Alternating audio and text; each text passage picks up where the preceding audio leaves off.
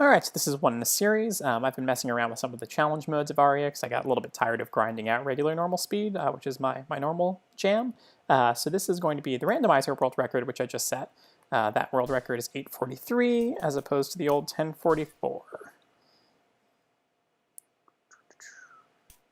And here we go. So if you don't know, randomizer mode, enemies have all new movement that is randomized, as well as health. So we see a shrine, and thankfully that water trap guy has 2 health, otherwise I would have just lost my shrine room there.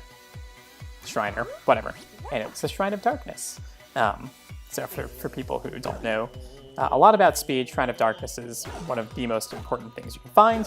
White skeletons move every beat. Take notes, because that will be super fun for Zone 1. Potentially, anyways, what I was thinking. So Shrine of Darkness gives you full mapping. You can steal from shops until you get your Ring of Shadows that it gives you replaced. And most importantly for speedrunning, probably anyway, it takes off wall torches, which greatly reduces aggro from monsters.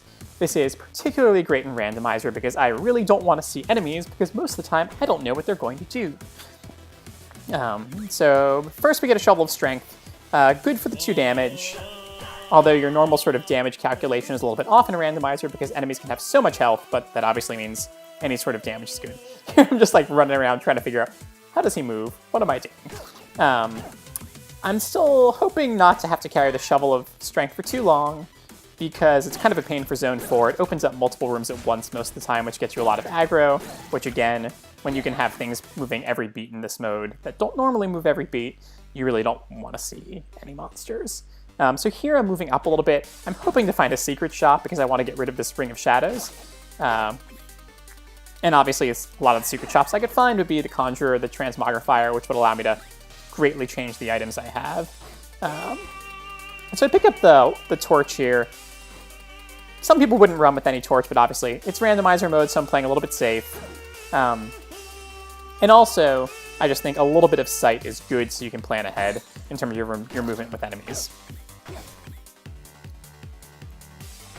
And then got Spiky Ears. Gives you 2 extra damage, so I'm now running 4 damage total. And we have some sort of every beat, every direction bat movement there. Just gonna not worry about that. So I'm a little bit miffed at hitting Coral Rift because his movement can be all sorts of things. So here you see I go to drop the bomb for the quick kill, and I just immediately lose my potion. And obviously get no treasure chest here as a result.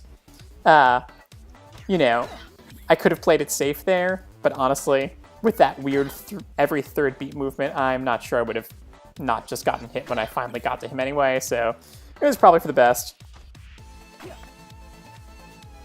So far, nothing too trolly. In particular, Harpies are not moving every beat, which is one of the worst things that can happen to you on Randomizer.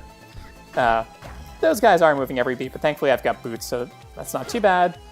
Plus, you do know if it moves every beat that it's only going to have 1 health. So that's sort of a nice blessing there. So here I'm just deciding if I want to switch out my boots, but I just decided to go straight for the ring. And keep going, hoping to find something better. And land on Peace. So we now pretty much have the classic speedrun build for Aria anyway, which is Darkness, Ring of Peace, and the Shovel of Courage. Peace is interesting here, because I am going to get the effect of not having extra enemies, but it's not necessarily going to be as helpful for mini-bosses because sometimes the weaker mini-bosses are actually going to have more health. That said, I'm not going to run into red or blue dragons, so I don't need to worry about Dragon Breath, which is, you know, admittedly a very nice thing. Again, not a fan of this green bat-like movement.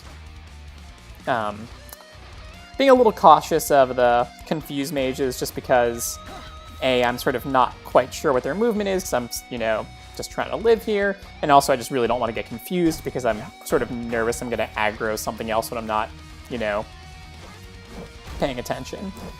And we've got an ogre that moves every beat. All right, get another potion. Excellent.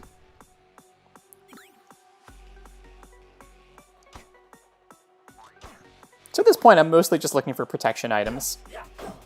And I'm, you know, obviously playing it relatively safe here in terms of, you know, taking out monsters that are going to look for me, even if they probably won't run into me. Particularly, I've got a potion, but no other protection, and I still don't quite know, what all I could find. So here's a good example of, I got the Ring of Peace, but that Nightmare has 5 health anyway, so, and immediately lose the potion. So I might, I consider blowing my Freeze Scroll here, but I see he's moving every beat, which means he's going to have 1 health again, so I just toss the dagger.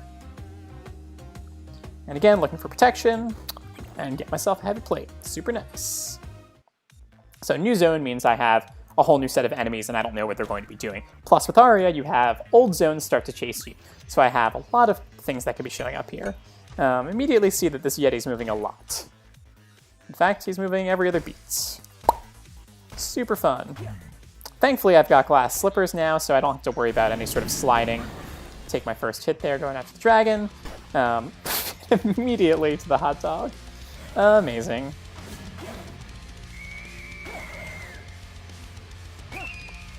But already you can sort of see Shovel of Courage doing its work there, letting me both scoot by and giving me some nice iframes so I can take out monsters.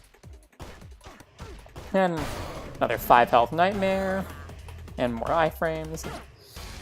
Yay Fortissimo. Teachers I have the least practice with because I have DLC, but also, like, we have fire moles that are moving every beat and diagonally, so that's great. Thankfully, lose my heavy plate there. I didn't realize that the ice moles would have sort of their own movement pattern. Finally clear that. I'm gonna go look for armor again. Hopefully, get glass. Nope, just some damage. All right, so at this point, my thought is I'm just gonna try to pop out at every exit. And sort of hope I don't even need to know what monsters can do. I love the bouncing musical mushrooms, though. Seem to be getting lucky. Not a lot of stuff's moving every beat. Didn't know where that mole went. Was like, I just want to get out of here. Again, at this point, I know the world record's like 10:44 and that I'm just like really far ahead of that. So I just sort of, take the time to check shops for a little bit more protection since I have none right now. Again, another easy Banshee, but lots of health. In a more optimized run, I definitely obviously would have been skipping shops at this point. Cool. Death Metal, 1 health. I'll take it. I'm gonna look for more, yeah. Grabbing the gold is completely unnecessary. Gonna grab the glass armor. A little protection. Nice floor 1 layout.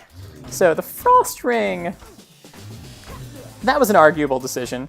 My thoughts were I'm gonna lose the effects of peace, so I'm gonna run into more enemies, but I figure I'm not going to see many enemies in the first place because I'm going to be doing exactly this and just going through walls.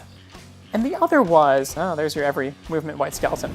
My other thought was, I have all these new enemies whose movement patterns I don't know. Mostly, I just want to be able to pop out of a wall and freeze it so I don't need to know what it does because my first hit's for free when I have the iframes.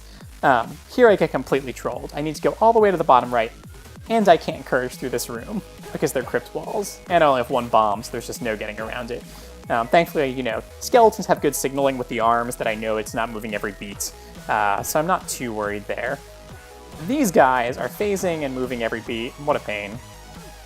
Now, if I were smart, I would have considered saving the free spell for the loot.